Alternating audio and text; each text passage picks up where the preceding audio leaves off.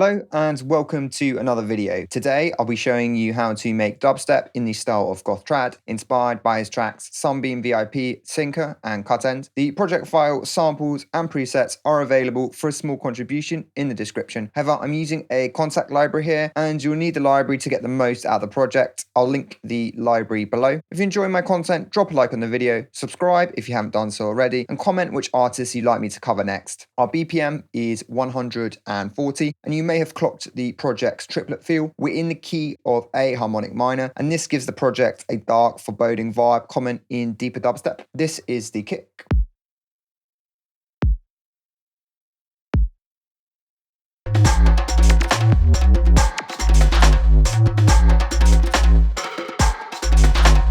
This was made from a VST called Bassism, which I saw Goth Trad use in a video, which I'll link below. It resembles the kick from Sunbeam VIP. Next, we have the drums.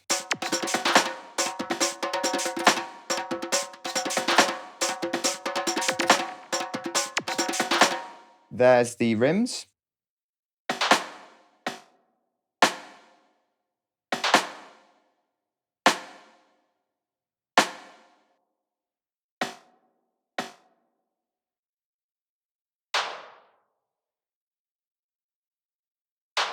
Goth Trad uses both rims and snares, and rim 1 was made from a rim layered with a snare. I've added reverb as the rim in Sunbeam VIP is very wet. The impact has a similar purpose to the reverb because it adds more ambience, which is part of Goth Trad's aesthetic.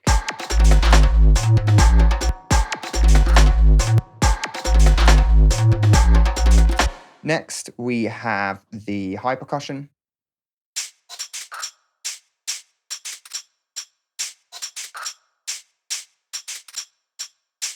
We have 3 shakers in a drum rack and in a choke group. They've also been panned individually within simplers.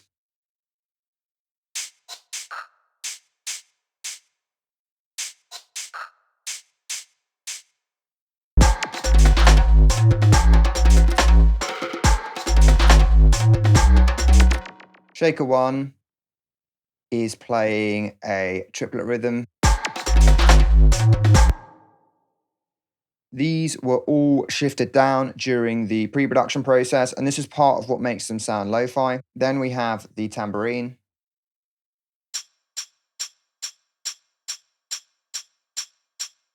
And the tambourine loop.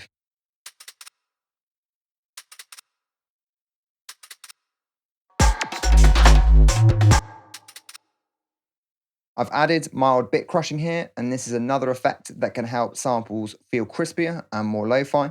Then we have the African drums.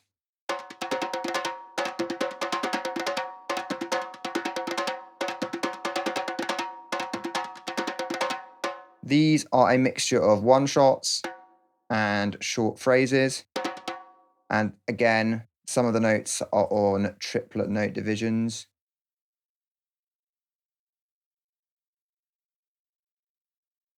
These are from Kontakt's Discovery West Africa series. I've pitch shifted them down slightly to tune them and soloed the 2 djembes since I only wanted the tonally higher drums. These drums help fill out the mid-range of the frequency spectrum in what is otherwise a sparse arrangement.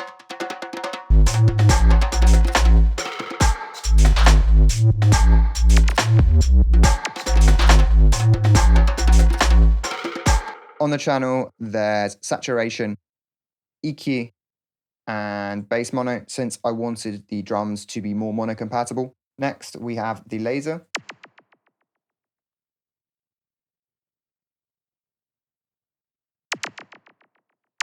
This has EQ, removing harshness, and dubby echo.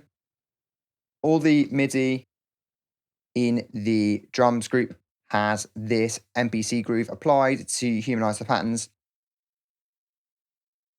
On the drums group, we have drum bus with compression, EQ, and reverb via Send A, which is this basement preset.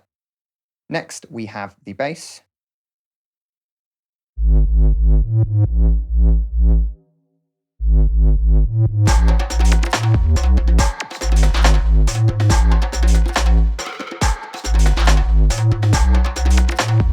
This bass was inspired by all three inspiration tracks. We have a square wave taken down by 2 octaves and a filter with its cutoff being modulated by LFO1,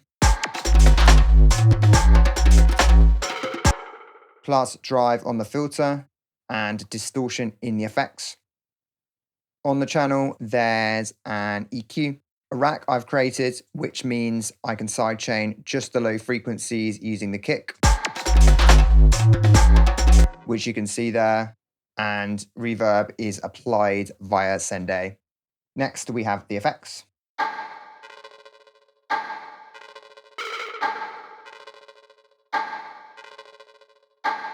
The first creepy sound was made from using a hammer hitting a piece of metal and is inspired by Sinker. The second has a bit crushed aesthetic, and I've got an echo, volume modulation, a stutter effect, and drum bus. I'll turn these on and off so you can hear how they alter the sound.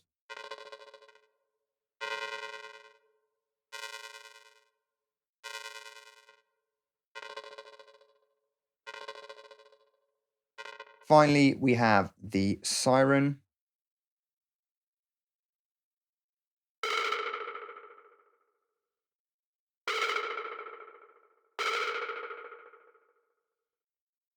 Here we have a sine wave with its unison at 16. There's a low pass filter with lots of drive and very heavy distortion in the effects.